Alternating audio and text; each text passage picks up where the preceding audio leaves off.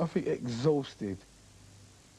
You know, and... but only 6 rounds, exhausted in 6? Yeah, because, see, the thing is with me, it was like... It was hot there the night I was fighting, and plus all the adrenaline, everything was like just burning up, and every punch I was throwing with so much ferocity in there, and you can't go like 12 rounds throwing like, you know, wild punches. And the plan now, of course, is for Nigel to take a long rest. Long by his standards, he'll probably just wander away now with his wife and his children, enjoying himself, and get back into the gymnasium maybe in 6-8 weeks' time. And we look forward to a September date.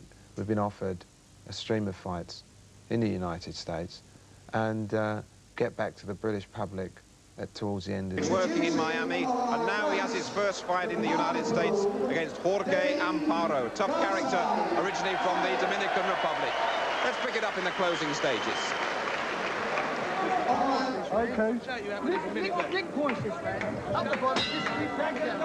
10th and last round for Nigel Benn, the Dark Destroyer. He hasn't been in a destructive mood this evening. I'm sure he's built up a considerable points advantage. He'll want something here, surely, so that afterwards he can say, I'm off and running in style, but he's going to have to produce something of vintage Benn quality to unsettle Jorge Amparo. Stick and move, they're telling him in the corner. And he's got to keep his hands up as well, because Amparo... stop punching, fellas, stop punching. This is developed into his sort of fight, really. And he's still dangerous. That's good. Very good, very well, good. sporting gesture from Amparo there. One or two fighters could have followed through, as Nigel Benn was helpless on the ropes. Let him get out of trouble, though. Come on, let him go. Come on, work it out, man.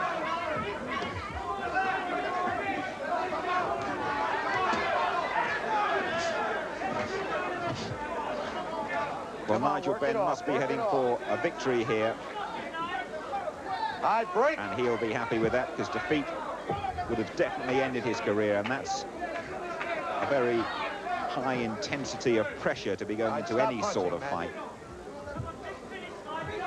But he's going to be watched very closely over here in America. You've got to have just that bit extra to make a big success of your career in the States. Come on, let him go, Nigel. And it's been a workmanlike performance from Nigel Benn, but it's lacked any real flair. But Amparo is a tough man, and it's tough to look good against him. Perhaps Nigel Benn learning a few home truths here, a few of the realities of the boxing game. He was swept along on a wave of emotion and media hype. A lot of the men who faced him weren't real quality. Here tonight he's faced a man of real quality, and I'm sure he's built up a big points advantage, unless the judges have seen things very differently. No time. No time. But at times it's been a bit dull. And who would have thought we'd ever call Nigel Benn that?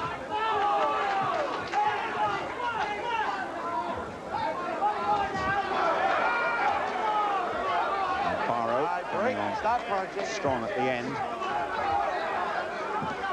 Try and catch the judge's eyes.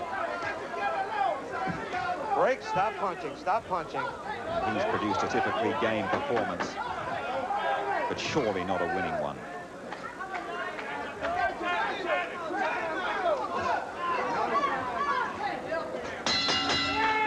Nigel Benn goes the distance for the first time, and now we wait for these judges' verdicts. Rocky Castellani, 100-90. Rocky Castellani, 100-90. Frank Cairo, 97-93. And John Stewart, 99-92. John Stewart, 99-92.